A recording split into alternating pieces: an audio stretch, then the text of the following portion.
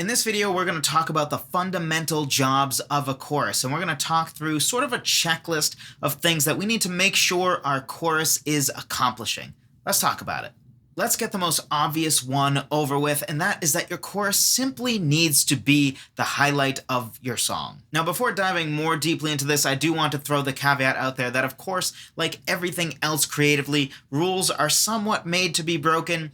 Rules are not hard and fast. They're just a good starting place, and you need to break rules intentionally and understand rules in order to break them intentionally. So there are, of course, exceptions to this. In fact, I purposefully do exceptions to this, where I have a section that I like to call a finale that is sort of like a hybrid between a chorus and the fact that it's a highlight, but a bridge in the way that it is actually only something that plays once and then is done and is never played again, but it actually takes place at the end of the song. So it's technically what we often would call a coda, but it's really its own song section, so I call it a finale. But that purposefully breaks this rule. So yes, of course you can break this rule, but generally speaking, for 99% of songs, when you have a chorus, the very purpose of it is for it to be the highlight of the song. Let's be really honest about this. A chorus is the one section of a song that can almost single-handedly make a song. If you have crappy verses and a crappy bridge, if you have a killer chorus, it might still actually work, which is hard for me to say just because we should, of course, strive to make every single section of our song great, and often people won't even get to your chorus if your verses suck.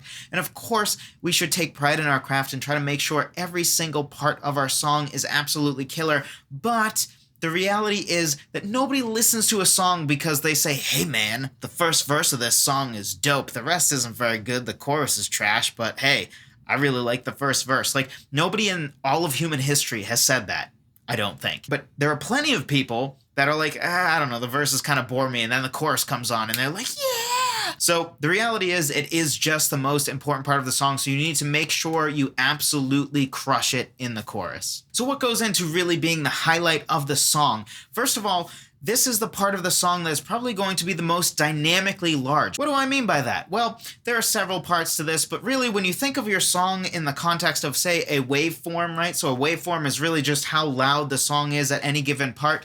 The chorus should have the largest waveform of any song section. It should probably have the most instruments playing, and it probably also should have the singer singing some of the highest notes of the song.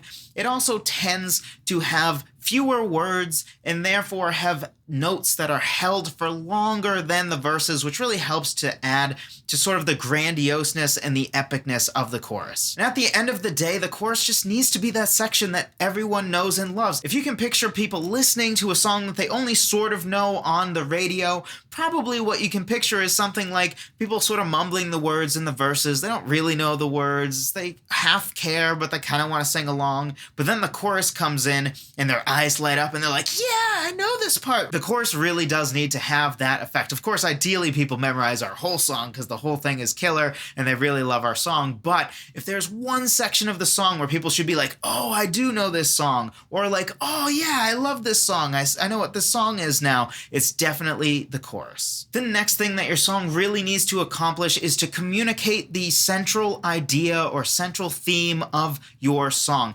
I like to think of it like the sun in the context of the solar system. All of the different planets, just like all the different song sections, revolve around the sun, or in this case, the chorus. Your chorus really needs to be at the core or at the center of the song. And off of that, really every single song section should be able to relate back pretty directly to the chorus. So if you just listen to the first verse and the chorus, the first verse should make sense within the context of the chorus, and the chorus should be a natural follow-up to the first verse. In the same way, if you just heard the second verse and then heard the chorus, that chorus should also fit just with the second verse. Same thing with the bridge or any other song section you have. The chorus is really the part where the whole song sort of comes together, and every single song section should have a direct line to the chorus, where it is very easy to see how this song section connects with this chorus. If you think about it, almost every song, the title actually comes from a lyric that is contained in the chorus. Why is that? Well, one of the reasons why that is the case is because the title tends to be something that captures the central idea or central theme of the song, And the chorus also tends to be that part of the song, so it makes sense that in the chorus would be the most central of central themes that you would pull out into the title. And off of that, the third thing that our chorus really needs to do is to be the one part of the song that everyone can relate to. This is usually the section where you talk about more universal concepts. The verses and the bridge are your time to really get into specifics and stories that people may or may not relate to, but usually your chorus is going to be about more thematic elements and things that generally anyone can relate to. So for example, if you have a song that is sort of centered around this idea of a form of breakup, or in this case, let's say a divorce, in your first verse maybe tells the story of, oh no, that person cheated on me. And then the chorus is about like, I feel like I need to leave, but I feel like I need to stay. And that sort of tension. And then maybe the second verse would be something like revealing that, oh, there's kids involved. And then that chorus makes even more sense in context of the second verse, right? Like, oh, now I really see why you're torn because there's kids involved.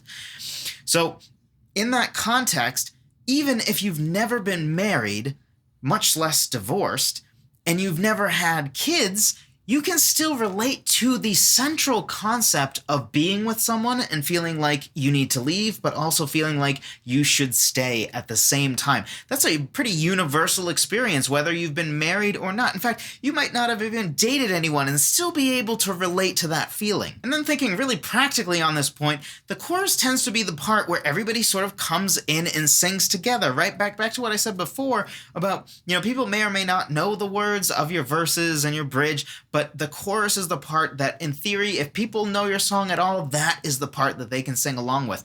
In fact, the definition of a chorus, specifically the second definition in a lot of dictionaries, is literally talking about basically a choir, a group of voices coming together to sing. And in fact, in your high school and in many high schools and colleges, they don't call like the choir class choir, they actually call it chorus.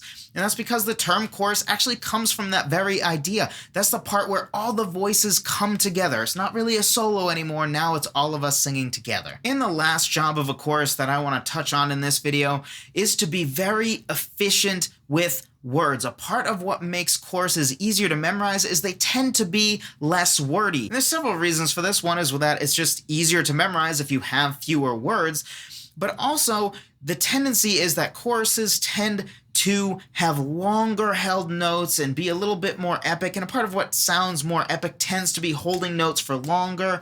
So that tends to mean that there are fewer syllables that you can fit into the melody, which then equates to fewer words. But just because you have fewer words does not mean that we don't need to pack a huge punch with every word. So the chorus is really a place to dive extra deep into making sure every single word is as evocative as you possibly can get it and is as precise as you can get it. And I talk about this a lot, the importance of the precision of words. There's a big difference between using, say, the word love, which is very generic, like I love Star Wars, I love brownies, I love ice cream, and I love my wife. And those are all very, very different things. But then we take, say, the word adore, and I would say I adore my wife, but I don't adore Star Wars or The Office or brownies or anything like that. I love those things, but I don't adore them, right? Adore is much more specific than love. So that's sort of what precision in our words is talking about. We're talking about making sure the word packs as much of a punch and as specific as it possibly can be. And adore would be a more specific word than the word love, for example. So in the chorus, a part of efficiency with words is the idea of packing the most meaning into the smallest amount of words you possibly can.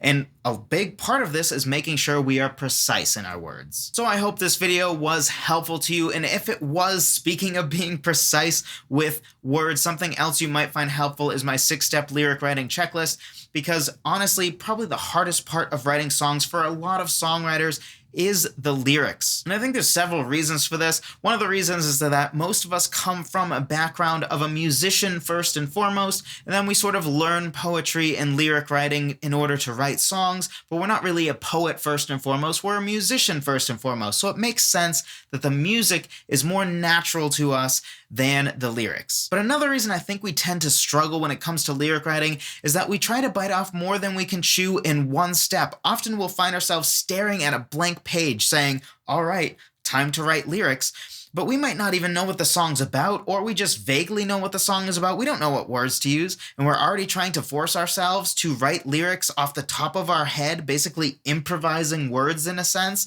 that already have a rhythm to them, that already have syllables lined up, that are already lyrical, that already have rhymes. That's asking way, way too much of ourselves. So instead, we should break up the process into 6 steps that are all sort of baby steps, smaller things that are much easier to accomplish.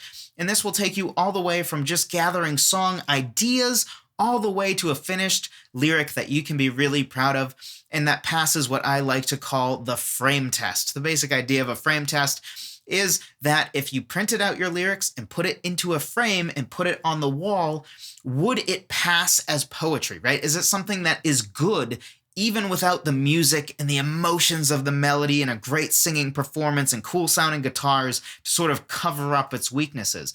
Because the reality is that, good music and interesting melodies are something that will cover up weaknesses in our lyrics.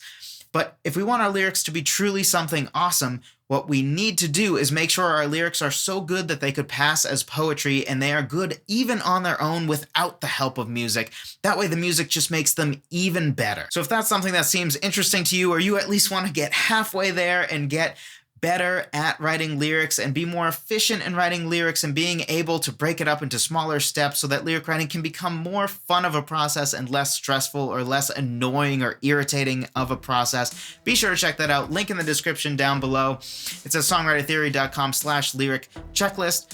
Thank you so much for watching this video. I appreciate every single one of you, and I'll talk to you next time.